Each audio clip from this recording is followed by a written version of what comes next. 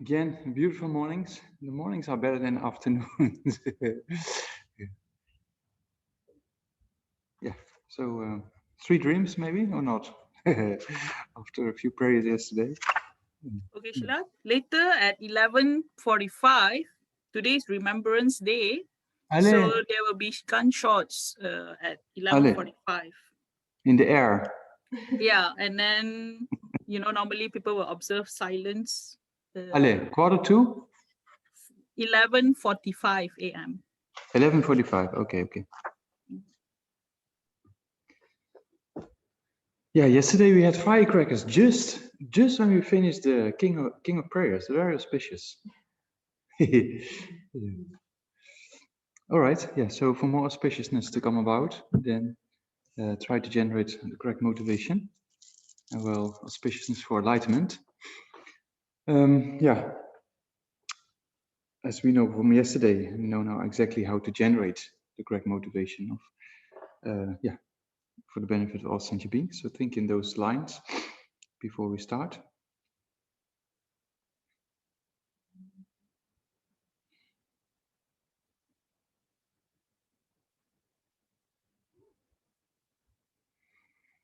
All right, and then surrounding yourself all the countless sentient beings and a human aspect undergoing individual suffering of the 6 realms. And not only that, focus upon, as we discussed yesterday, the all-pervasive compounding form of suffering that is present in all realms of samsara. And generate a wish to free them, and also not only for that purpose be here, but also lead them in the prayers. First, profound prayers of the praise of the 3 jewels and emptiness and the gradual path to enlightenment. So yeah, take it into account and then decide to praise together. Yeah. 73. To the founder, thou transcend and destroy, the one gone beyond. The full destroyer, the complete, perfect, full awakened being. Perfect in knowledge and good conduct. Sagat and know of the world, supreme guide of human beings to be tamed. Teacher of gods and human beings, to you the complete, full awakened one. The down transcend and destroy, the glorious conqueror, subdue from the Sakya clan, prostrate me go. To the founder, the down transcend and destroy, the one gone beyond. The full destroyer, the complete, perfect, full awakened being. Perfect in knowledge and good conduct. Sagat and know of the world, supreme guide of human beings. Teacher of gods and human beings, to you the complete, fully awakened one, the down transcendent destroyer, the glorious conqueror, subdue from the psychic and streaming of scope refuge. To the founder, down transcendent destroyer, the one gone beyond, the fully destroyed, the complete, perfect, fully awakened being, perfect in knowledge and good conduct. Sagat and know of the world, supreme guide of human beings to be tamed. Teacher of gods and human beings, to you the complete, fully awakened one, the down transcendent destroyer, the glorious conqueror, subdue from the psychic and prostrate me of scope refuge. And as supreme amongst humans, you were born on this earth, you played out in 7 strides, and then said, I'm supreme in this world. To you, wise and prostrate. With pure bodies, form supremely pure, wisdom ocean like a golden mountain. Fame that blazes in the 3 worlds, win of the best, Lord, to you prostrate. With a supreme science, face like a spotless moon, color like gold, to you prostrate.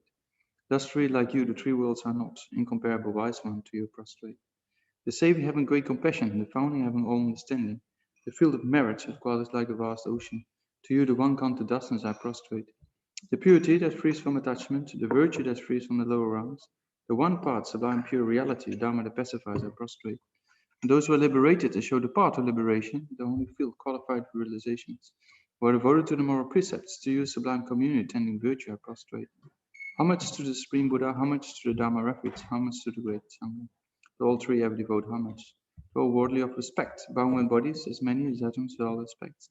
With supreme faith, I pay homage. Do not commit any non-virtuous actions, perform only perfect virtuous actions. Subdue your mind thoroughly. This is the teaching of the Buddha. The star of inspiration, a flame of a lamp, an illusion drop or a dew or a bubble, a dream, a flash of lightning and cloud, seek on distant things as such. To this merits may all sentient beings attain the rank of all scenes, the beautiful faults, and be delivered from societal ocean, deterred by the waves, aging, sickness, and death. I prostrate to the Arya Triple Gem. Thus I heard at one time the Bhagwan was dwelling on a vast virtuous mountain, the Rajgir, together with a great community of monks and a great community of bodhisattvas. At that time, the Bhagwan was absorbed in concentration of that phenomenal profound perception. Also at that time, the Bodhisattva Mahasattva Arya Avalokitesvara looked upon the very practice of the found action of wisdom and beheld those 5 aggregates also as empty in nature. Then, to the power of the Buddha, the Venerable Shariputra says to the Bodhisattva Mahasattva Arya Abhidhamesvara, how should any son of the lineage train who wishes to practice activities of profound affection and wisdom? He said that, and the Bodhisattva Mahasattva Arya Abhidhamesvara said this to the Venerable Shariputra. Shariputra, and the son of the lineage or daughter of the lineage who wishes to practice activities of profound affection and wisdom, should look upon it like this, incorrectly and repeating behold those five aggregates also as empty in nature. Form is empty, emptiness is form, it is not other than form. In the same way, feeling, discrimination, composition of factors, and consciousness are empty.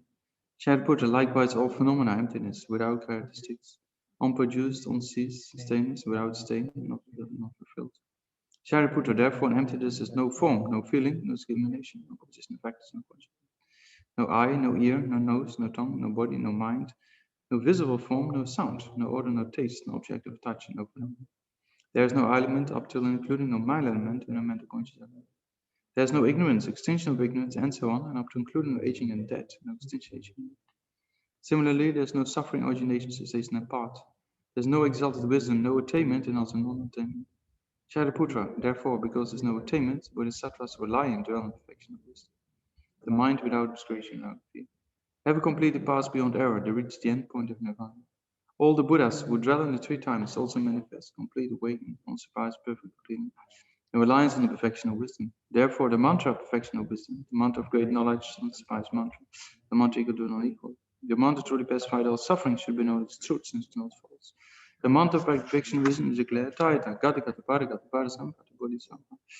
Shariputra, the Bodhisattva Mahasattva, found perfection of wisdom like that.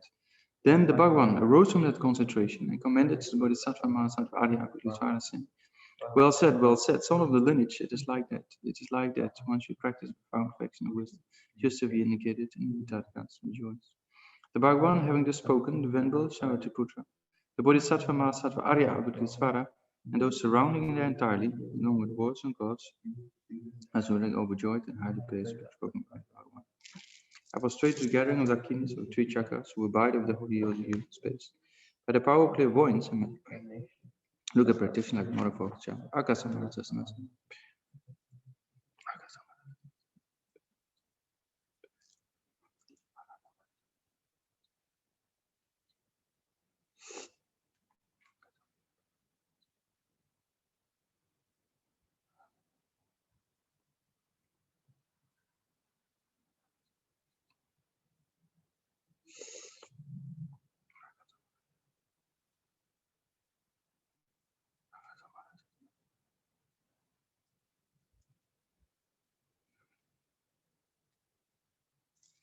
Akasamara Sasana. Samaraya Pe Tayata Gadagata Paragata Parasamata Bodhisattva.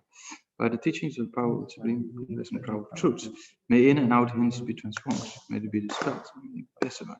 So, negative forces opposed to Dharma be completely pacified, and may the host of 80,000 obstacles be pacified. And may we be separated from problems and harmful conditions to the Dharma, and may we all enjoyments be accordance with the Dharma, and may there be auspiciousness and perfect happiness here, right now. 93. The foundation of all good qualities is the kind and perfect pure Guru. Correctly devoting to him is the root of the path. By clearly seeing this and applying great effort, please bless me to rely upon him with great respect.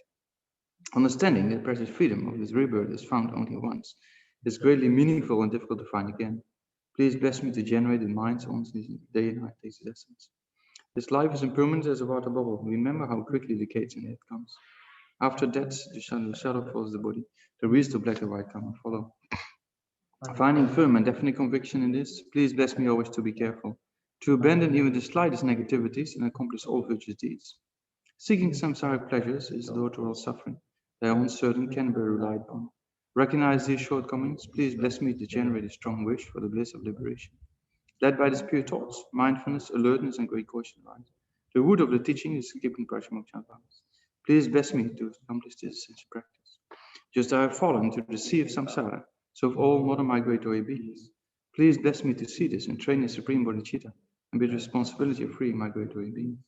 Even if I develop only bodhicitta, but not practice the three types of morality, I will not achieve enlightenment. With my clear recognition of this, please bless me to practice the bodhisattva vow with great energy. Once I've classified distraction to all objects and correctly analyzed the meaning of reality, Please bless me to generate quickly my mind stream, the unified part of karma, barring special insight. Have become a pure vessel by training the general part. Please bless me to enter the holy gateway of the fortunate ones, the supreme Vajra vehicle. At that time, the basis of accomplishing two attainments is keeping pure vows and samaya. As I become firmly convinced of this, please bless me to pledge like my life. Then, having realized the importance of the two stages, the essence of the Vajrayana, by practicing with great energy, never giving up the 4 sessions, please bless me to realize the teaching of the Holy Guru. Like that, may the good children of God, friends who practice have long lives, please bless me to pacify completely all outer hindrances. In all my lives, never separate from perfect gurus, may I enjoy the magnificent Dharma, may I push stages and stages and paths, may I quickly achieve the state of Vajrayana. Sa ji begi jo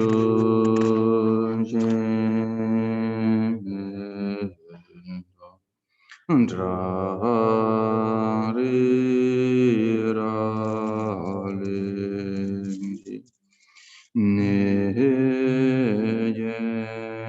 ye ba li sangye jindu mende wa Droguna da jena je barjo idam gururana kamneyatayami sangye jedam suni sunanga janjo bada dani yaze Yujo gebe sonangi dola penje sangye doba jo sangye chedan soni janjo bado dani gyazo ji dagi gebe sonangi dola penje sangye doba jo sangye chedan soni janjo bado dani gyazo ji dagi gebe sonangi dola penje sangye doba jo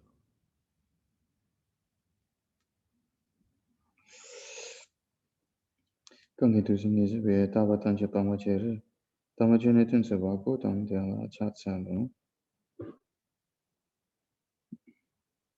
Yeah, as we just read, those who attended yesterday evening, there's one, very inspiring prayer by Lama Tsongkhapa to be born in the land of Sukhavati, or the land of great bliss, or the land of, pure land of Amitabha, so to say.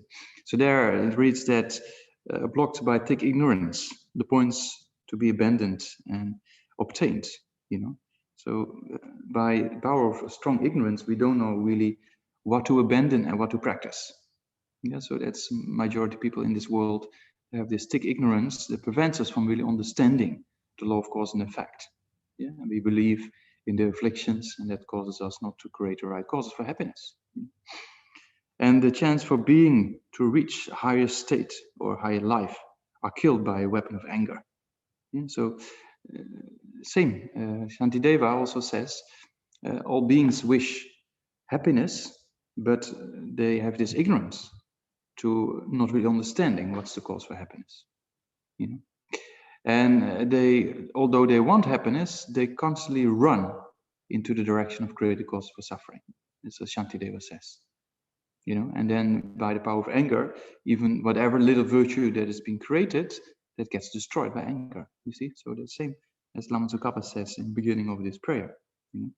We are locked in samsaric prison, bound by the rope of desire, and are carried away by the great rivers of karma into samsaric ocean. Yeah. So yesterday we talked about the 4 rivers, or the 4 strong currents of the suffering of birth, sickness, aging, and death. And then it goes into ocean even bigger. So it means the samsaric ocean beyond measure. Yeah, so it's a very similar thing as we discussed yesterday in the beginning. Out of thick ignorance, we don't really know what to accomplish, how to accomplish, so to say. We don't know the causes for happiness and the causes for suffering. I mean, the majority of people in this world, and although we know a little bit, then it's very easy with anger to destroy the positive potentials and to still believe in the afflictions. And by believing in afflictions, we generate kind of wrong views, and then we're missing out on one of the 18 freedoms and endowments. You know, if you still remember that one of those freedoms and endowments is being free of wrong views. So it's very easy to generate the wrong views, as long as, you know, as soon as the destructive emotions come up very strongly, it's very easy to believe them. And then before you know it, you have a wrong view. So it's kind of, yeah, you're very fortunate in that regard. To have not only kind of interest, but also have an understanding of the law of cause and effect, and have a kind of faith in these kind of teachings that, yeah, can bring great benefit. So it's a very fortunate situation, and this fortunate situation is right now, is here. It's very easy to get more strong destructive emotions, and then we believe those afflictions, and we generate wrong views, and we go the wrong direction. You see?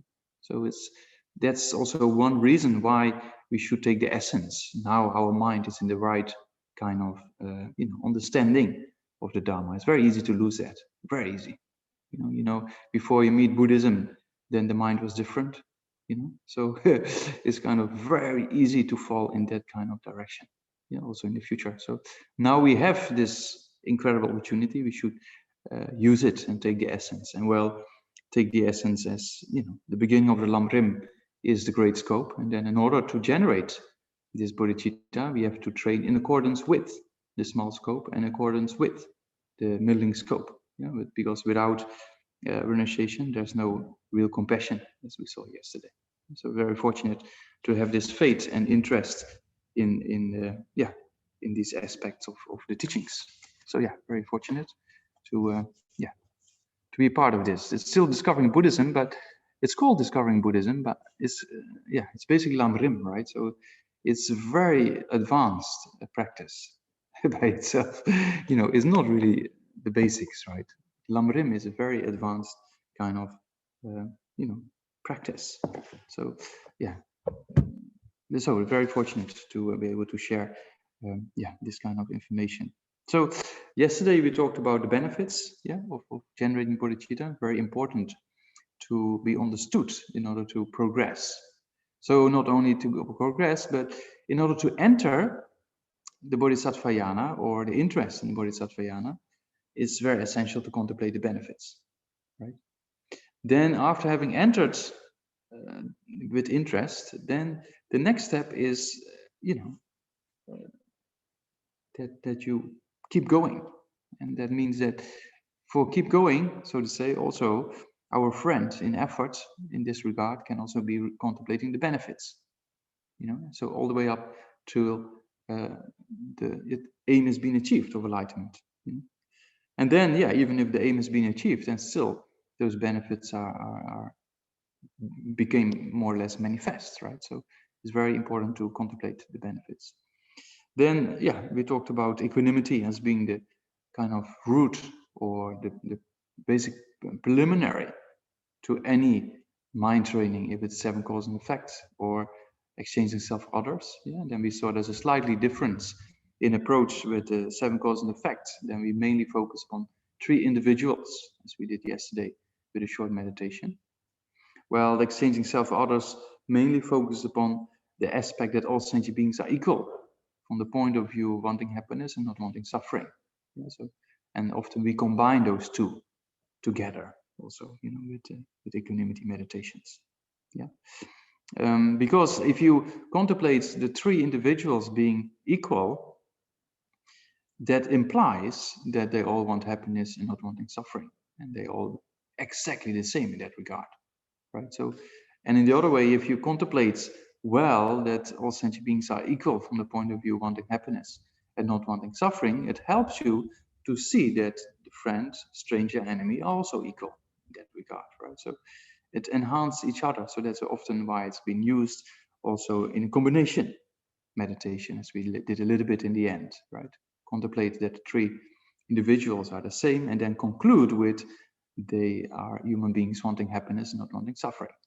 You see that? Yeah, so it's kind of has the power to understand from both sides. So then we went into the 7 cause and effect methods. Yeah, and so we contemplated the importance of have this close feeling to sentient beings. Why? Because we have to generate compassion, right? And not just a compassion that takes responsibility.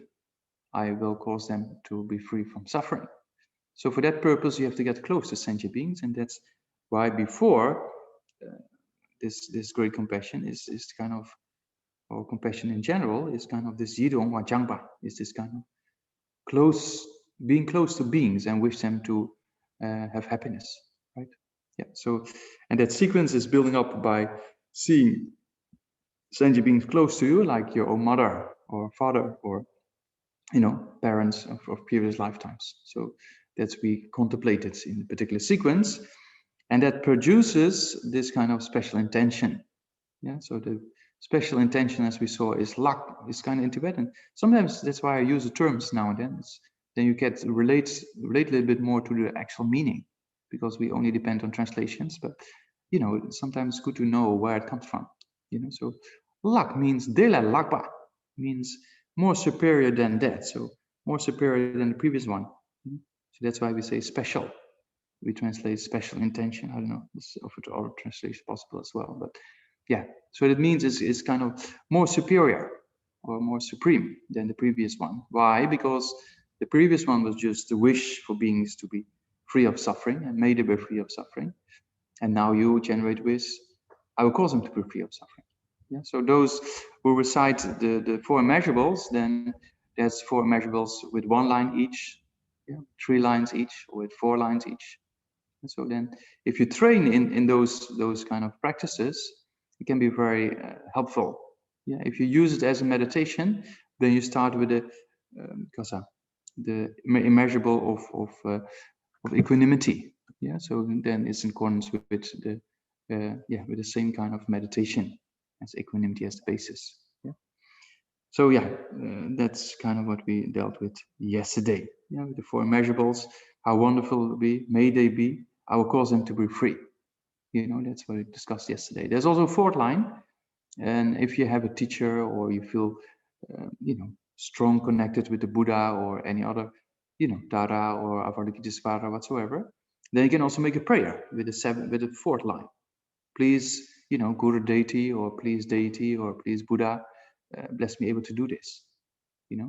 To bless me able to. So the same thing as we do in our analytical meditation is the same kind of sequence we use, right? We purify the mind with obstacles in general, and in particular, the obstacle of that particular realization to come about, of that particular meditation, right? So that's how we structure our meditation. So with the 4 immeasurables, you can do the same thing. When you read the 4th line, you can request the Buddha to bestow blessings to be able to do that, and then meditate on that after that. So you can have 4 meditations with the 4 immeasurables, So that means you recite the first 3 lines, for example, with compassion. How wonderful it would be if sentient beings be free of suffering. May they be free of suffering, right? Then the 3rd line, I will cause them to be free of suffering. Please, Buddha, bless me able to do this. And then you do with a nectar light, as we normally do, and then you contemplate compassion in that regard. Yeah, so you can do that with the 4 immeasurables. There's also, there's a few mind training texts and oral transmissions and traditions where it talks about how to combine the 4 immeasurables with either the 7 cause and effect methods, or with the exchanging self for other methods, or a combination of those 2. So there's many kind of methods to be studied later on if you're interested. Yeah. So that we talked about. Then we generated kind of the result. Yeah, we saw the result is this bodhicitta with its 2 aspirations. The causal one of great compassion, and the resultant one of want to become a Buddha for the benefit of sentient beings. So you have, you have this, result. As soon as that resultant aspiration is being generated, it becomes this bodhicitta mind. You see that? At the level of special intention, we have this aspiration of the causal one. We have the aspiration of, I want to liberate sentient beings from their suffering, And then we analyze, do we have the right capacity to do that? And then we generate this bodhicitta. You see that? Yeah, so then we saw also the substantial cause. That's exactly the reason why great compassion is a substantial cause. You see that? So it's very essential to develop great compassion. Yeah. And then by really understanding the king-like bodhicitta, as we explained yesterday, also a little bit after the discussion session, then you see that produces this resultant aspiration that causes bodhicitta to arise. This main mind, it is two kind of aspirations. Yeah. Okay, so that's what we. Yeah. So now today we have to. I mean, according to the outline I have, we have to go over the exchange self for other methods. Yeah. So that's the other method. So we know that the 7 cause and effect method mainly came from Asanga, tradition from Maitreya, Asanga. And then the exchanging self for others came mainly from Manjushri, and then Shantideva being one of the main persons who puts a lot of emphasis on this exchanging self for others. But also Arya Nagarjuna, if you read, for example, of his works, the Ratnavali, for example, very interesting, may I be like a bridge, or may I be like the 4 elements, for the benefit of beings. This is very based on this tradition of seeing, offer you completely to others, so offer you completely to others. It's kind of, you can see some of the lamas, they have completely this, like Lama Zopa Rinpoche, for example, in the early days when we traveled, and then Rinpoche goes to the airport and there's a body check. Yeah, they do in the West still, no? Do it in the West? Yeah, sometimes, yeah. So then Rinpoche on this body check and just gives his body like that to wherever checks. In India, it's nice because the people who check you, they always open for conversation. This was like, oh yeah, you're a Buddhist monk, yeah, and this, that, and where you come from, this, that. So yeah, in the West, it's all more serious, That's a nice thing in India. India is still kind of, now it's changing a lot though, but yeah, there's always time for conversation. Same, when I was traveling once, I had to translate for one of my own teachers. I can say Michel Lap, and we went to Singapore many years ago. And he had this yellow booklet, which, it looks like it's made in somebody's garden or somebody's kitchen or something. It doesn't look like a real official kind of document. It's kind of the Tibetans, they get this registration certificate. So we had to go to Singapore. He had a visa, but then in Bangalore airport, it was the old airport still. So the guy looked at it and said, "Oh, what's this? What is this?" So I pat him on the shoulder, and it is official. You can do that in India. I explained a little bit, and he said, "Okay, go." And then in Singapore, we came to Singapore, and they looked again and said, "Oh, this." So I tried to explain to this official, and it was a lady that. And I said, "Oh, it's this. Oh, sir, you keep quiet. When we have a question, we will ask you." So it's slightly different approach. Yeah. Anyway, so that's why I have always kind of some memories of India. Anyway, so because these masters also came from India, Arya Nagarjuna, and Sangha. Great masters of the past. So, and then some masters that I came, Rinpoche offered his body, the body check. Yeah. So that comes from this training, to see others as more superior than yourself. So and how do we do that? By training the mind in stages. So first we have this kind of equanimity, to see that oneself wanting happiness and not wanting suffering, all sentient beings are completely equal in that regard. So that's kind of so what we sometimes, when we have a little bit of happiness, or is even in our dreams, when we wake up with a pleasant dream, we almost want to go back to the dream. Because it's so nice feeling, we grasp to this happiness. And when we have a little bit of suffering, we want to be separated, right, as soon as possible.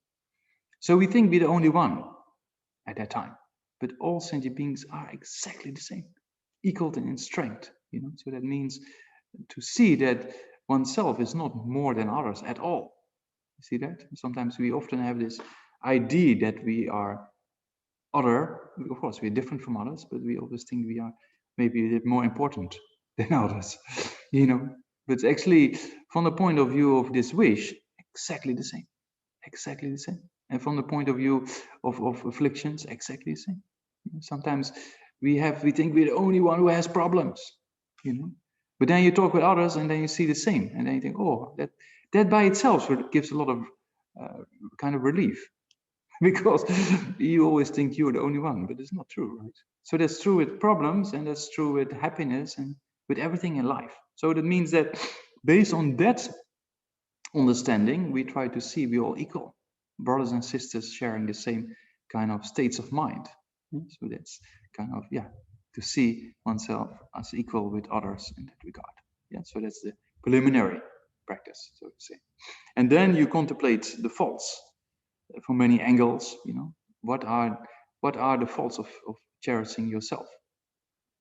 So this, it's and what are the benefits of cherishing others? That's the next one, right? So if you put the exchanging to equalize self as one, then seeing the faults of the self-cherishing attitudes as two, and the benefits of cherishing others as three.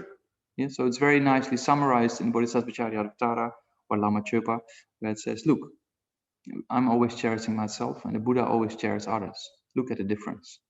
You don't have to say more than that, actually. It's quite straightforward. It's kind of, you can, of course, we need more reasoning to prove, to let us believe that's true. It's true in the sense that, to a certain extent we can understand, because look at the qualities of the Buddha and people like His Holiness. Those qualities are generated by cherishing others, So people who meet those beings, they feel a kind of incredible blessing or something like that, or they see there's something special there. Those who meet with His Holiness, even though they're not interested in Buddhism at all, they still get something, So that's getting something that's not kind of by the power of His Holiness this particular birth or something like that. No, it's by the power of the mind, right? And especially this power of cherishing others. So if you cherish others more than yourself, then actually much more beneficial for self and others. And because at that time there's no really emotions coming up. So that's a very powerful tool. And that's exactly probably why when you see His Holiness in an audience of officials or politicians, His Holiness is in complete control of the whole situation in most cases.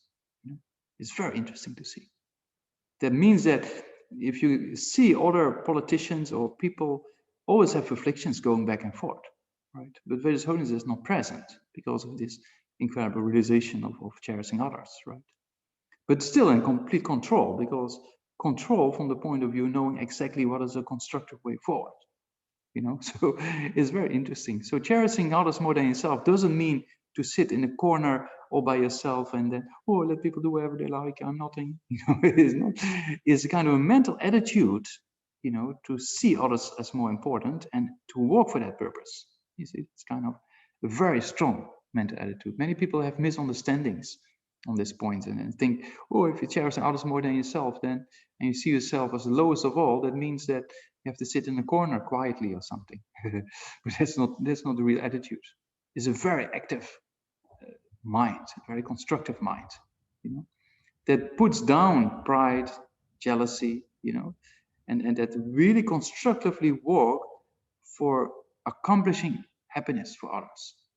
You see, it's a very strong, and that's why His Holiness says this mind training is very sophisticated and very logical, and it proves all to be true if you analyze it. Because if you analyze well, if you only cherish yourself, the mind becomes very narrow-minded, and very narrow-minded minds creates kind of coarser minds that generates all these kind of destructive emotions. You see, same thing with people who think more about others than themselves, kind of charity. People who do a lot of charity, you can meet those people and you feel already there's a kind of some positive thing there. People only think about their own money and their own reputation. There's already conversations already doesn't really flow naturally. Those people, So you can see, yes, it was the day before yesterday. Yeah, on the BBC there was one person in India was feeding these parrots for many years, and just feeding birds, So you could see over the years that you start to feed more, and now hundreds or thousands. I don't know. It's very simple practice, offering generosity of food to animals, and he is a very uplifting personality. So it's true. You meet people who are very wealthy and sometimes all famous and rich, and they do a lot of charitable work and very nice people. But if you meet people who only think about their own wealth and their own fame, then it's very narrow-minded. They have a lot of problems. So that's from many angles we try to see in others and see in ourselves, right? And when we have this pity of when we're sick, oh, I'm sick, oh, I want to get better, oh, why me? Oh, that kind of feeling, is the mind is not really happy at that time, right? There's a very self-centered kind of self-cherishing attitude that's not really very constructive. Well, if you think you're sick, you say, okay, great, purify, amazing, take the suffering of others. Then the mind uplifts and becomes very positive, you see? And that's why this practice of exchange self-others can be incredible benefit in day-to-day life. Yeah. So it's kind of, and that's, with as Holiness mentioned also recent in the teachings. If you, even if you are killed, if you are in the execution line, so we will probably freak out. It's like a few minutes to be that I'm be killed. So then Holiness tells often these stories about a few of the masters. In last teaching, Holiness talked about the teacher of Jamyang, for example, who has this, in this kind of situation, and just made a prayer, and and then said to the people, okay, now you can kill. So in a prayer, the recite, may I take your suffering upon myself. You see, that you don't have to experience the suffering of the result of the act of killing. You see, because they cannot escape that kind of situation. So the only thing that is left is the mind. So if you have that kind of mind, then you don't have to worry, because then this body goes, but your mind is so powerful that next lifetime you just continue. It's just a matter of time, right? Because we're so attached to one particular body and one particular life that for us it becomes a bit difficult, those kind of practices. Exactly because of that strong desire and recognition, and we always think, or we relate ourselves to our body. So the more people, they think they are the body, and that's why some people, they engage in all this kind of to produce all this kind of muscles everywhere. And then according to that also, they have a diet, a very strict diet, and then they have to go to the gym every day for a few hours, exactly this training program, and they produce like a muscle here, a muscle there. It's true, people get, anyway. So that means that the more you get attached to this body, more difficult it will be to leave it aside, right, when you die, or when you get sick. So there's many angles of these points. So the self-cherishing attitude is sometimes related with the body, because that's how we identify ourselves, sometimes with our mind, and sometimes with both. So this, you have to contemplate that. As long as you only think about yourself, there's no really a real cause for happiness. Because if you think about yourself, the self-centeredness is stronger. If self-centeredness is stronger, the ego is stronger. If the ego is stronger, to see the I and mine as very concrete is stronger. If that's stronger, then automatically the destructive emotions have more possibilities to arise, because they use these concrete building blocks to come into being, right? So from one aspect, we can see the more grasping there is as a concrete I, there's a stronger self-concern and self-cherishing attitude. But also the more we cherish ourselves, the I also becomes more concrete and stronger, and that influences by itself these kind of destructive emotions. People always talk about themselves. I, me, myself, I, you can see their emotional life is much more complicated, much less relaxed. They're always occupied by by these thoughts, and that causes the destructive emotions to be much stronger. And that's also been researched, as we discussed many times before, right? People with high score in expressions regards to self-centeredness, they have their health records are more inclined to have high blood pressure, and low self-esteem, depression, etc. So it's not only a Buddhist thing. So from many angles we try to understand and analyze the shortcomings of self-cherishing attitude, and all those destructive emotions, they arise because of this also. I don't like this, I need that. It's all this self-cherishing, and that's why we like people who cherish that ego, because that's our habituation. And that's exactly why Atisha was being advised, come, we get rid of this annoying attendant and we give you a nice attendant. But Atisha said, no, this attendant, when I say yes and he says no, And when I said, oh, nice building, he says, oh, I don't like this building. That's for me an incredible opportunity to practice patience, you see. And it's exactly bombarding this self-cherishing attitude. So that's, yeah, it's kind of, yeah, very good way of practice. Yeah. Yeah, so then if you're really convinced about the faults of the self-cherishing attitude and to cherish others more than yourself, then you exchange, right? That's the result that comes from it. You exchange. And then you can always think in other mind trainings, it talks about, you know, if you cherish yourself, there's only one, right? There's only one sentient being wanting happiness, not wanting suffering. If you cherish two others, there's already more in number. If you cherish three, then four, and then 100, you know, 1,000, million. So that means that the benefit from the point of view of number is much greater. To, I mean, it's true, right? It's more beneficial to work with the same amount of effort for the benefit of countless others than just one, right? So it's kind of, it makes sense, you know, it makes sense. And not only it makes sense from the point of view of mind training, but from the point of view of result also. Because if you only, then when John Trompa asked, or when they were in discussion in the book of Kadam, when John Trompa asked, what is the cause? If people only dedicate the good deeds for the happiness in this life. And then our teacher said, yeah, it will ripen in this life. You see, that's law of cause and effect, right? But if you contemplate well and cherish others, then it becomes kind of a real, more profound system. Yeah. In a similar way, if you dedicate your merit to the future lifetime, that's almost a little bit better, and then to liberation, and then to enlightenment is even more better. So the long-term goal, from the point of view of prayers or dedication, we can see brings greater benefit. So in a similar way, if you extend your idea of cherishing others, then you create more causes for happiness for self and others, right?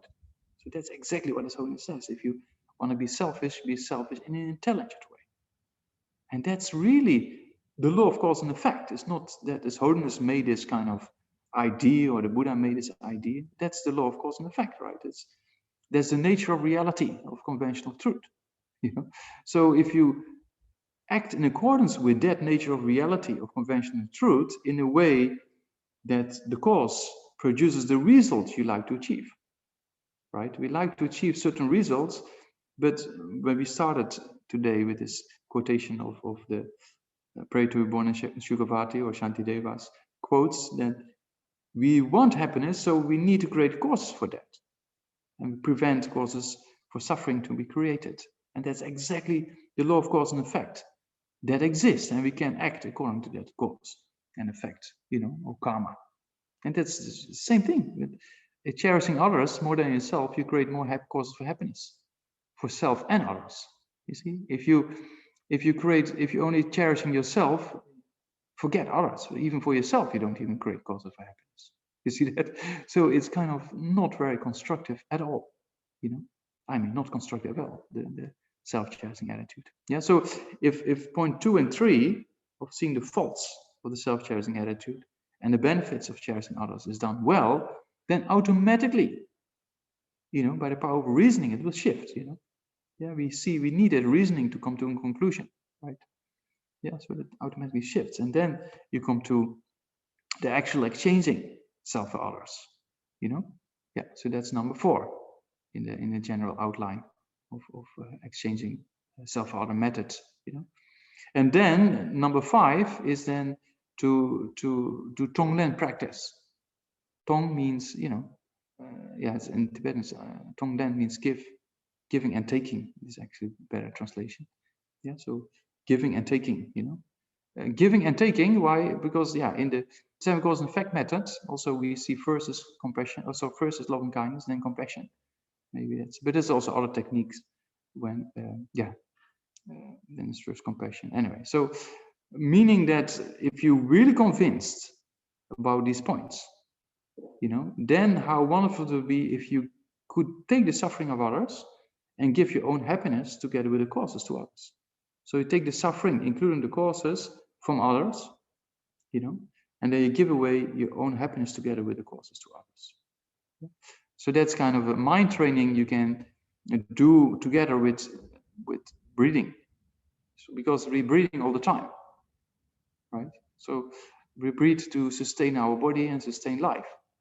But if you use this breathing to take the suffering of others and give away your own happiness, every in-breath you take the suffering, out-breath you give away your own happiness together with the causes. It's kind of, then breathing becomes very kind of profound, you know. So the tonglen practice can be very powerful, but if you don't really have generated, that's why you see you need parts of the other technique as well, because the stronger your compassion is, the stronger the ability to take, right? The stronger your love and kindness is, the stronger the ability is to give your own happiness to others. Yeah, so that's kind of so that's why the combination of those two practices, or you can do them in two separate meditations, right? It's very important. Yeah, because in order to really enhance this strong compassion, then the stronger your compassion is, then automatically this tonglen practice becomes much more sophisticated. So then you take the suffering of others, and then you can imagine, some people find it very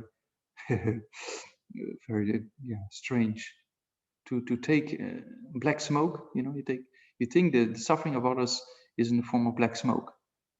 So that's the traditional explanation I explain now. So that means that you take that suffering and you inhale to your left nostril, and then you think that that black smoke is all the suffering of other sentient beings together with the causes for suffering, and that bombards your self-cherishing attitude at your heart or something like that.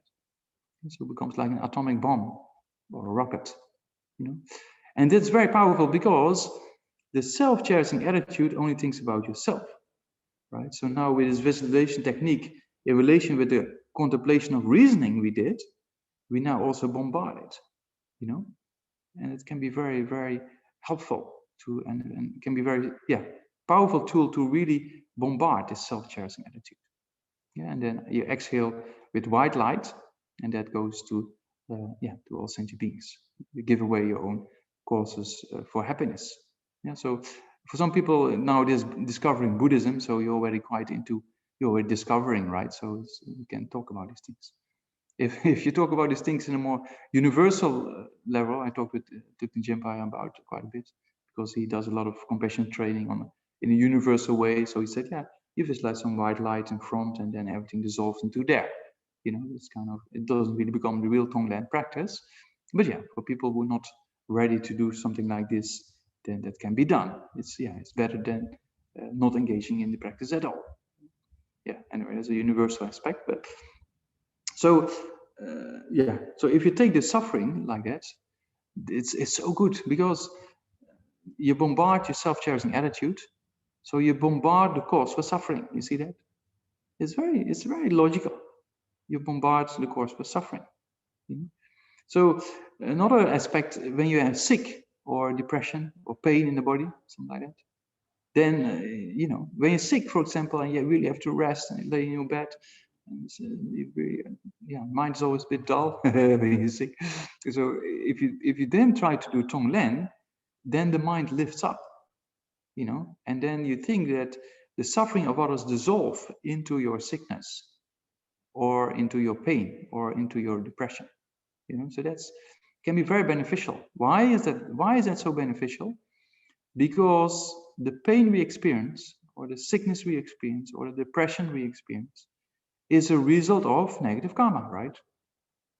It's not random. We don't get sick randomly, or it doesn't happen random. Nothing is random in samsara, so there's a cause and effect relationship. So that means an experience of sickness or depression or feeling down or whatsoever, every form of suffering is a result of negative karma, right? So that negative karma is ripening, you see? So if you now do tonglen practice, it becomes so sophisticated, because if the negative karma is ripening and you just act like, oh, I don't like this, why me always? That's not very constructive. The mind will not experience any form of happiness. The sickness will not go away, right? And even it's been proven, people with a with a pessimistic view of the world, when they get sick, it's much more difficult to get cured.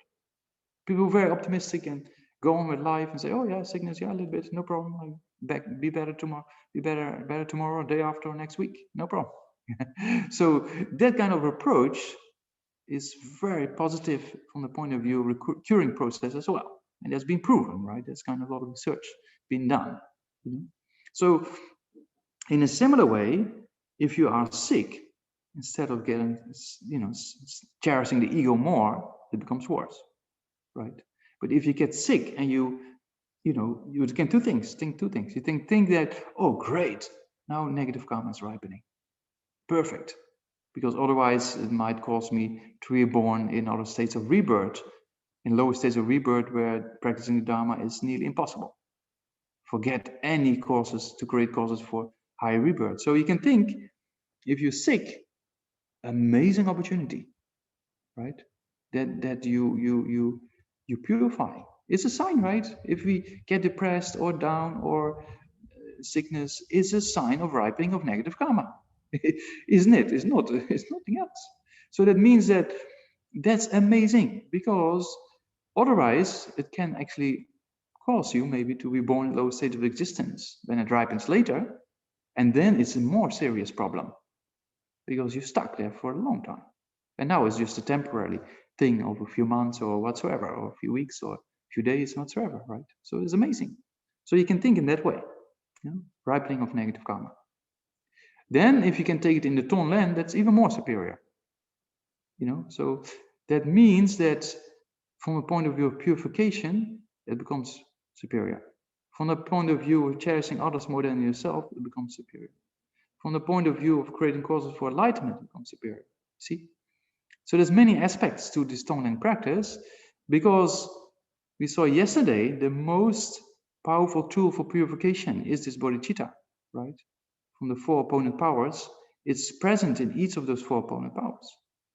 So if you have a sickness or depression or whatsoever, and you take the suffering of others and it dissolves in that kind of difficulty in life or difficulty in the body, you can imagine it's a very sophisticated system. Why? Because you purify negative karma.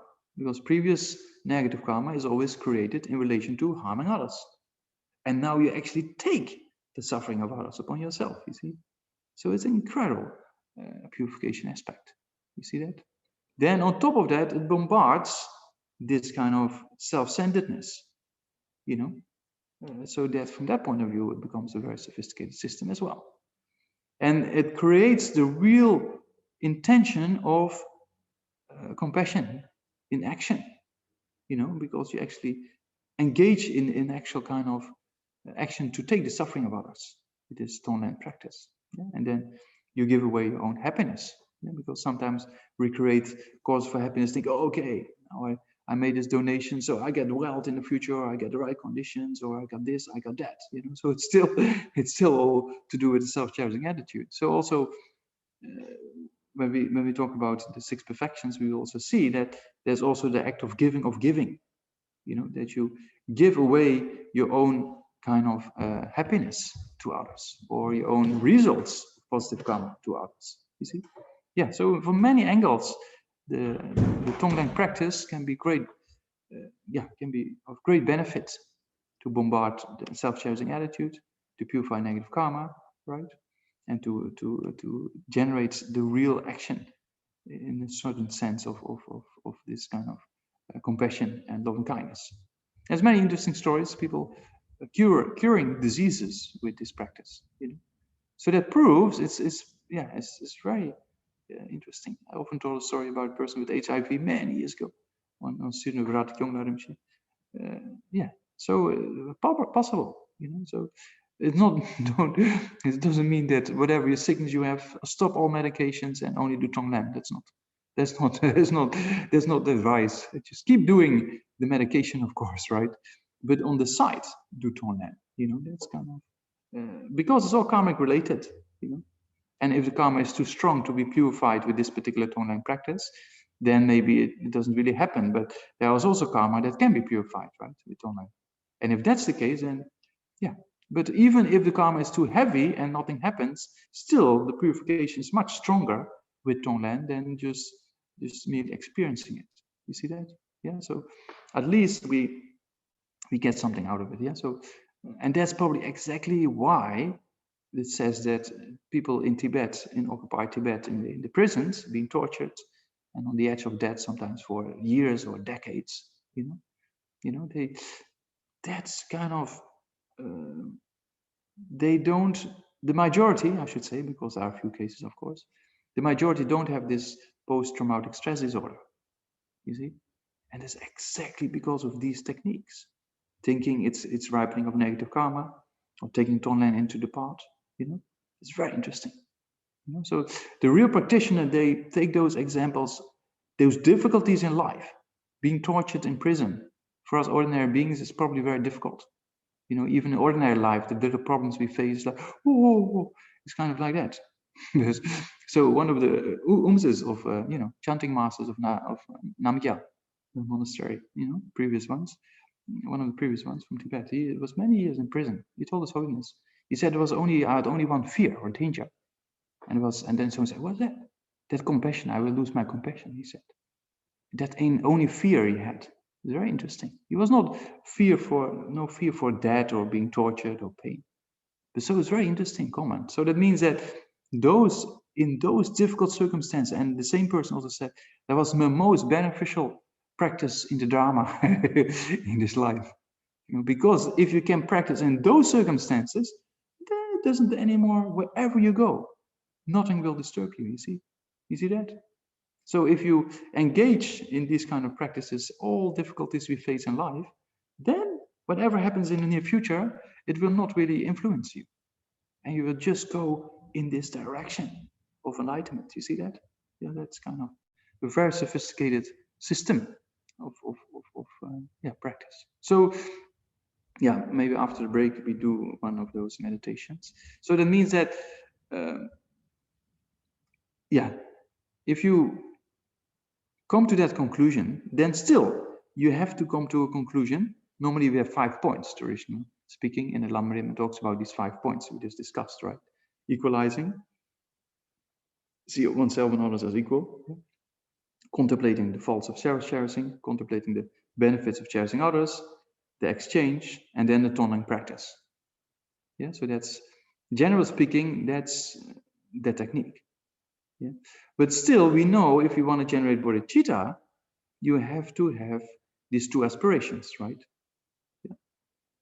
Yeah. So there's also in the Abhishamalankara also talks about these 2 aspirations, right? For the benefit of others and achieve complete enlightenment. So we have to generate. So after you done, or you stop your visualization of the Tonglen, then you should think, oh, this is just a visualization. I really have to accomplish to be really able to do this. See, so it enhances compassion. You see, and then you have this compassion, what we call the causal aspiration, right? Yeah, and then you contemplate, okay, do I have the capacity right now to do it or not? And then you generate a resultant aspiration that generates bodhicitta. You see that? Yeah. So that's kind of 2 more points to be added to this kind of exchanging self for other contemplation in order to produce eventually this kind of bodhicitta mind. Yeah, so that's kind of, and that's why there's also a combination of the 2. So the combination of the 2 can also be very powerful, because there's Lama Tsongkhapa and Pabongir Rinpoche, many masters of the the Lamrim and the Lojong, they came to either points in 11 division or 13 division. Yeah, so I was planning to explain that as well. So yeah, if you have the 11 points, so then first of all is equanimity, the basis, same as we discussed yesterday. Yeah, so then we can combine the two forms of equanimity as we did yesterday in the meditation. See all 3 people as the same, and then conclude they the same, together with seeing they all want happiness, not want suffering. right? So that's equanimity, number 1, you know. Then, yeah, same sequence applies. See all sentient beings as your mother, as we discussed yesterday. And yeah, we saw yesterday not just this life, but beginner's lifetime, right? There's so many lifetimes we had kind of incredible mothers and fathers. So take that into account. And then, from that point of view, you take all sentient beings. Yeah. And then thinking, and then number 3 then becomes remembering the kindness. Yeah, so then we discussed yesterday in great detail about, you know, in the animal realm, for example, or human realm, you know, there's so many cases of mothers who even at the risk of their own life, you know, take care. So that's quite, quite amazing, you know. So you think about the kindness and then repay the kindness, right?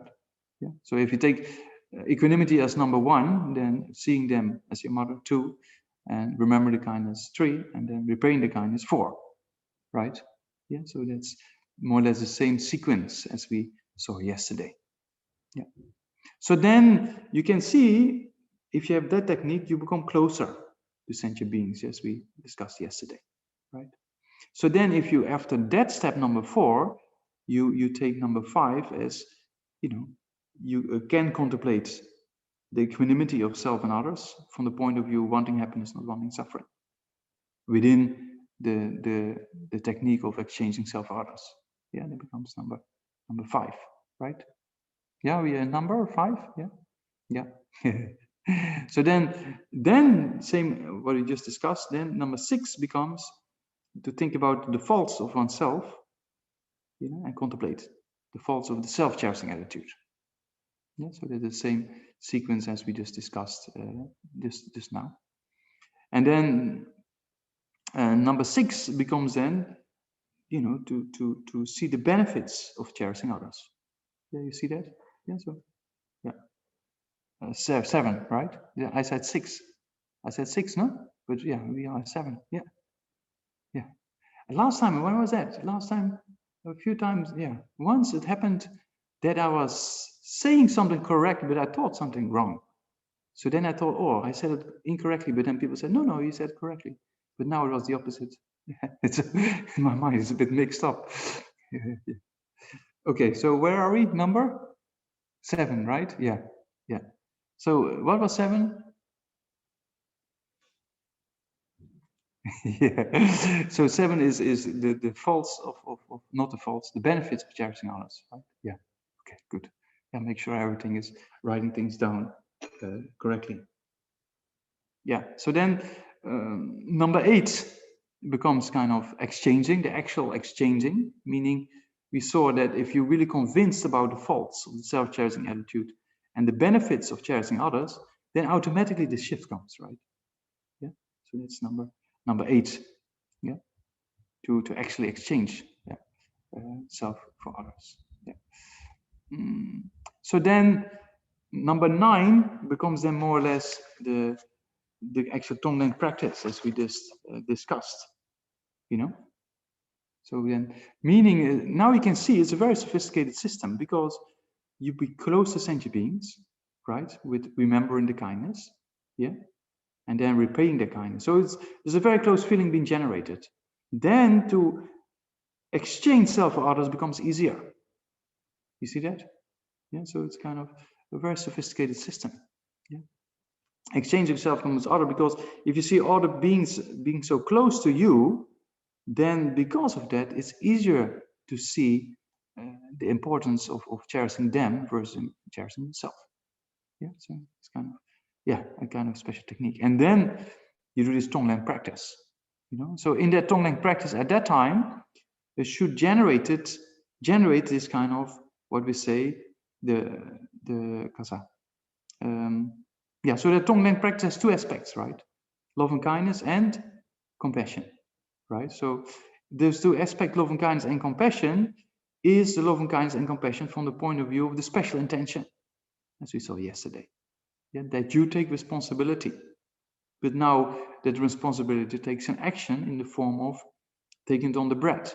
You take the suffering of others by breathing in to your left nostril the dark kind of smoke or Yeah, there's all kind of other visualizations, but yeah, just keep it simple.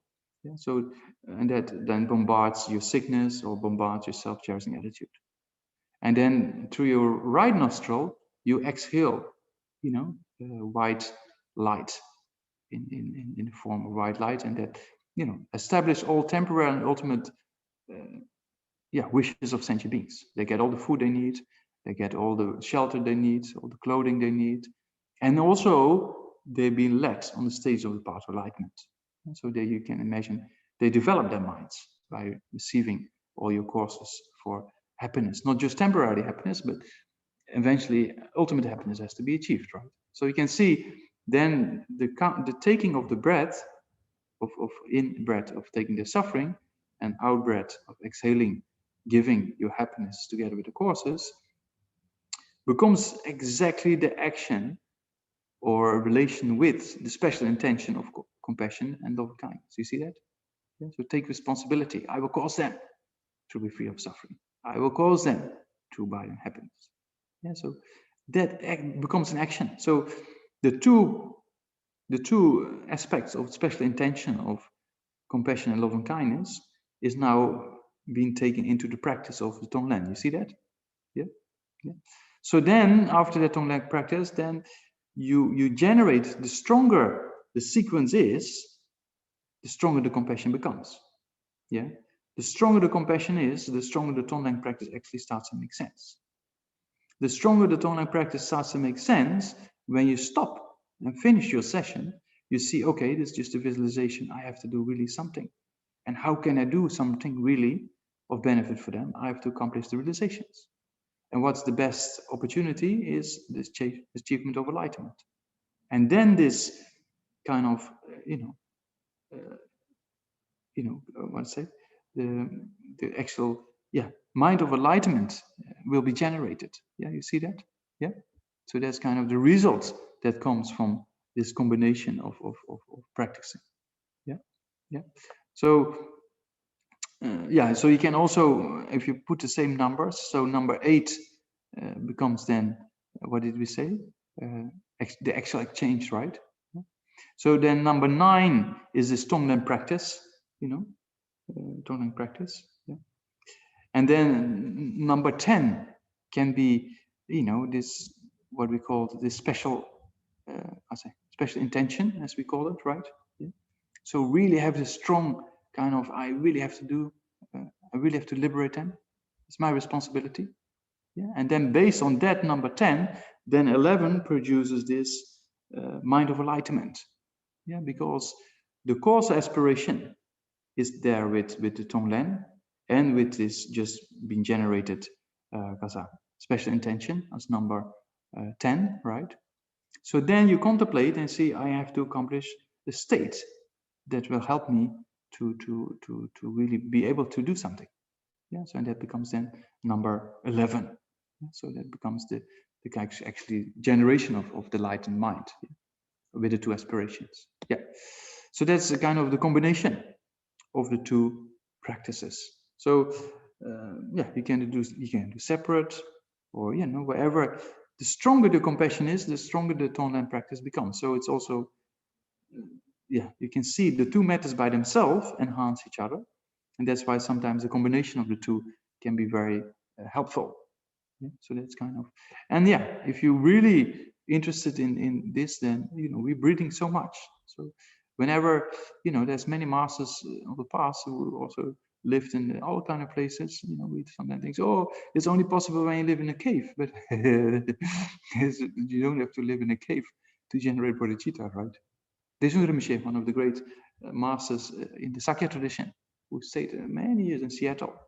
And every time you heard an ambulance, something like that, he was doing Tonglen and beside Mani Mantra.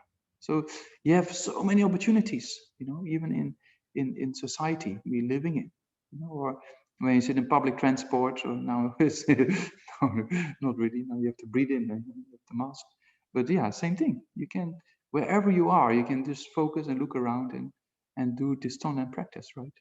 So then, if you keep, because we're breathing anyway, so if you do Tonglen in that regards, then you automatically remember these points of the very sophisticated Lamrim. of Bodhichitta. So yeah, in the early days, Tonglen was always be kept secret because it's quite, some people say, what? Inhaling black smoke? What? Something will happen to you. Like, So if something happens to you, actually, it's kind of a positive sign because karma is ripening. You see, it's working. So then, instead of stopping the thing, if you keep going like that, it's amazing. Many masters of the past, when they got really sick, they say, "Oh, amazing opportunity," because they can do really Tonglen practice and it's working. They say. So when things go bad, then think great, instead of getting depressed and forget all your practices. What we often do, when things go wrong, then say, okay, Buddhism later on. Now things are too difficult for me. Now I don't have time. So in those periods, exactly doing Tonglen will bring so many benefits, because you know exactly how to deal with the situation, and it uplifts the mind. Because if you have a problem, you have the problem anyway. So you're sitting by yourself and think, oh, why me again? Always me, and this, that. We have created the causes for this in the past, right? It's not something, it is one aspect. And the other aspect, if you take it into Tonglen, things become so positive, because then you see incredible opportunity. That's incredible. When Geshe-la was so sick, when I met him in Singapore one day, when he basically didn't have a stomach, so he was just eating, everything in liquid form, drinking. There's no possibility of eating normal again. So, but he was always kind of great. He was kind of the real practitioner, kind of Kadamba Geshe kind of aspect of always practicing these aspects of Tonglen. And when he passed away, you saw the results, right? Kind of incredible signs, incredible relics he produced. It's kind of mind-boggling. So that means if you put these things really into practice in that way, then results will come. If you don't put them into practice, you're sick anyway, right? So or you have difficulties anyway. So you can experience it in a different way or go through it in different ways. But if you do Tonglen practice, at least the outcome is much more positive, because you purify incredible negative karma, one aspect, right? That prevents you from experiencing heavier things in the future, or prevents you from getting the mind more dull or getting more destructive emotions, takes you away from the Dharma, etc., etc. So it's an incredible opportunity to put it into practice, and then you see, okay, this karma is being taken care of.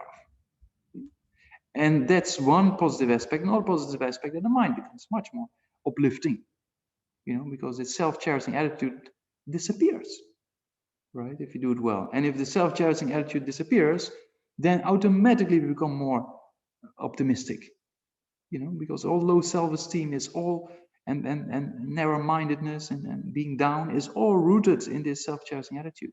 You see that? So then automatically with Tonglen, that's, you purify, the mind becomes more positive, it's kind of, great benefits, so to say. So that's kind of mind-boggling kind of things. And so that's a combination of those two practices, which was another point to what I was planning to discuss today. And then we have to go into two more things into the 6 perfections. And it says a bit about the vows, but there's no, to really understand the vows well, then you need some more time, the Bodhisattva vow. So there's one more thing then leading up to that is 2 types of bodhicitta, as we know, right? An aspirational one and an engaging one. So an aspirational bodhicitta, as you know, means to generate a wish to go, right? And engaging one is actually going, or holiday, or whatever travels we plan, wish to go, actually going. So that's kind of 2 things. So we talked about it quite a bit. So aspiration is mere wishing. Engaging is, it says engaging, right? So that means that you try to promise to engage in the aspects of working for the benefits of sentient beings, or the bodhisattva conduct. And then you promise to take the Bodhisattva vow, meaning you promise to keep this kind of 18 and 46 secondary vows, so that maybe another time we can go over. It's not all that difficult. It's just guidelines, basically, and it's not that difficult to keep, except for two, keeping up bodhicitta and generating wrong views. Then, that's normally speaking, a person who is a little bit serious with practice doesn't easily fall into those two extremes. And the remaining vows, remaining 16, we need for certain kind of factors to be complete for completely breaking it or losing the vow, so to say. So it's not all that difficult to keep, and it's all kind of guidelines. So that's the Bodhisattva vow.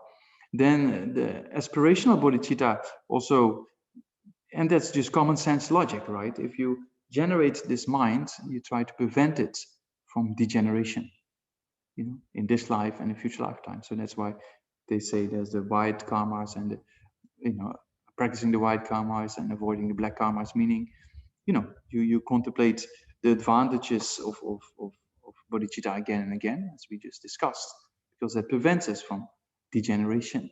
It gives us the entry into the bodhisattva jhana, or into generating this mind, if you think the benefits, and it keeps us going, right? If you contemplate the benefits. And then there's a practice of reciting it 3 times a day and 3 times at night, or 3 times in the morning, 3 times in the evening, right? So that's same with refuge, we recite 3 times morning, 3 times evening. That's just in order to help us to remind ourselves about these points, And then, never giving up. Number 3 is then never giving up bodhicitta, not only for one sentient being. So if you contemplate equanimity well, then you will not say, except for this one. You will not do that, right? So that's the need for meditation on equanimity. And then, so if you really want to know, so it talks about how the vow doesn't, the vow or aspirational aspect doesn't degenerate in this life. The first one is contemplating the advantages of bodhicitta, thinking about the benefits. That's number 1. This makes sense, right? So you said. And then number 2 is, to say 3 times in the morning and 3 times in the evening. There's a few verses you can do, Sangye-chön and Chongyitson Namla. Or, there's a little bit longer verse for those who are really inspired with to generate aspiration and engaging bodhicitta. To recite 3 times in the morning, 3 times in the evening. And then also not to give up. So that's number 2, right? 3 times reciting is number 2. And number 3 is not to give up sentient beings, also for to make exceptions. So that's why we need to meditate on equanimity. And that's then number 3, And then number 4 is to accumulate merit and wisdom. We need merit and wisdom to progress. And degeneration happens of our positive thoughts happens when afflictions take over, right? When karma afflictions takes over, it's kind of prevents us from progressing. So if you purify karma, that means we also prevent that negative karma from coming into ripening, right? And those destructive emotions from taking over. So that's why we need to purify. And that helps us not to degenerate things. And same way, accumulation of merit to get the right cause and conditions. So that's number 4. So that's 4 points of not let it degenerate in this life, so to say. Okay. And then, for future lifetimes, there's also kind of advice. I will just summarize it then for you, maybe. So for future lifetimes, meaning, you don't lie against or disrespect holy beings or teachers, something like that, because that creates kind of a lot of obstacles. So that's number 1 in abandoning what we say the black karmas or the negative karmas. And then, not discourage others from practicing virtue. So it can happen. Some people, I heard just recently, people come to the Buddhist center and other people say, oh, why do you go to the Buddhist center? People are crazy there and something like that. I know some people have different views of the world, right? So why do you change your mind? Come on, okay, So that means that we shouldn't do that. We should encourage. others to generate virtue, right? So preventing, discouraging others from acting in virtue. It's all logical, right? Yeah, so that's, and then abusing, number 3, is kind of a bodhisattva out of anger, you know. Yeah, we never know who's in front of us, so we always be careful, and especially those who you know, aspire to become a Buddha and have generated this mind, and we should respect that aspect, right? Yeah. And then yeah, number 4 is just thinking you're quite special, or you're amazing scholar or amazing practitioner. You know, also you keep your own things, your foot on the ground by contemplating the suffering of others and seeing how many things you actually don't know.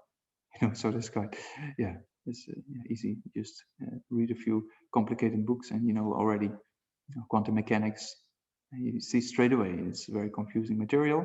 So you see straight away that you actually don't know that much after all. You know, yeah, yeah.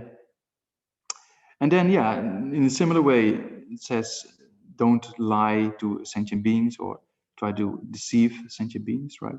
Yeah, so that's also practices for positive karmas, yeah, that opposes the 4 negative ones. So I just went over the 4 negative ones, so lying or disrespecting abbots and holy beings, right? So to oppose that, we say not lying towards sentient beings, for example. Then to not, you know, discriminate between sentient beings. Yeah, so meaning help others to engage in virtuous activity. You know, so that's yeah. Anyway, it's just, yeah. You can read later on. It's just a kind of summary to know a little bit what it's all about. This aspirational bodhicitta and engaging bodhicitta. Yeah, and then, yeah, abandoning criticizing bodhisattvas. Yeah, because if you want to become a Buddha yourself, then those practitioners on that path, you try to aspire to become similar to that, right? So then you don't criticize them, of course. Yeah. And then, yeah, to feel a responsibility to help others to follow the same kind of path of virtue towards liberation and enlightenment. Yeah, anyway, that's kind of, you see, that's kind of commitments, what we call it's not really vows as such, but more or less commitments of aspirational bodhicitta. Yeah, so it's all quite straightforward. Yeah, and then, yeah, the bodhisattva vows talks about, you know, praising yourself and belittling others, for example, to put yourself for instead of others. It's all very makes sense, right? That you don't, you know, belittling others and put yourself as more superior. That's kind of very, that's the vows of the bodhisattva vows are in that kind of category, in those kind of yeah. So it's, yeah, there's not enough time to go into all the 18 root vows or the 46 secondary kind of commitments, but yeah, it's also not a part of the developing what is it, how to develop bodhicitta model, you know. So we do that another time, but yeah, then you can a little bit idea, if you generate bodhicitta, yeah, that by itself is not enough. You have to create the causes for enlightenment. And in order to make your practice more serious, that's why we take the kind of, there's a ritual you can do an aspirational bodhicitta, and there's a ritual you can do an engaging bodhicitta. Yeah, so you make a kind of, same with people of taking refuge, then, you know, it gives a kind of a step in a particular direction, kind of a formality. Yeah, if you make things sometimes formal, it helps our mind. Yeah, so if we formal take a particular step forward, then it helps to progress.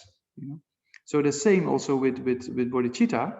If we inspired by it and try to generate the best way we can, then also you can take a next step, meaning you can, you know, take the responsibility in the form of an aspirational bodhicitta. And it's a kind of ritual you can do. Either you can do with a preceptor or without a preceptor. Yeah, so same for taking refuge. The real refuge comes from inside. Yeah, but initially, to do it with a preceptor, then there's a kind of a witness present, right? So kind of more formal setting that gives you a kind of step forward. So with bodhicitta, same thing. It's kind of, you can generate bodhicitta in front of an image, or you know, or just in front of a visualization, but also with a preceptor. Yeah, so there's 2 aspects there: aspirational one and an engaging one. Yeah, so the aspirational one is just the points we just discussed right now. Yeah, those practicing the white activities and abandoning the black ones for future lifetimes, not to be degenerated, and the ones for not to degenerate in this life. And then there's also a step further, within it talks about engaging bodhicitta, that you take actually bodhisattva vows yourself. So before taking that step, it's important to at least read the bodhisattva vows and read the commentaries on them and see if you can do it and see if you feel inspired by it and see the logic behind it, if it's all kind of makes sense. Right? So that's kind of important to do that. Yeah, it's very inspiring. The bodhisattva vow is a very inspiring practice. If you read the commentaries on the vows, it all makes sense because it helps us. Vows and commitments is not for us to get, to get all these difficulties to rules and regulations kind of thing. It's guidelines that helps us so much. So that's why it's actually there. Yeah. So that's what I was planning to talk about before the break. And then we have a break and then, we have silence at 1:45, right? Yeah. So we started 1:45 or not? 50 minutes, is that enough for people? 50 minutes, then we do, we remember Remembrance Day. What do we remember? First World War. Okay, we did the second one some time ago, right? Yeah. Okay, so not only First World War, but all sentient beings we try to include. So maybe 1:45 we meet and make a prayer for that purpose. Yeah. Okay. See you. Just before that, enjoy your break. And, cup of tea and everything. Yeah, tea, coffee, biscuits. Yeah. Okay. So then we just say the two bodhicittas. Yeah. Janjo Samjo Rinpoche Magye Pana Gegyuchi Gyaba Nyamba Meba Yang Gone Gonda Belva Sho Toni Tawa Rinpoche Magye Pana Gegyuchi Gyaba Nyamba Meba Yang Gone Gonda Belva Sho.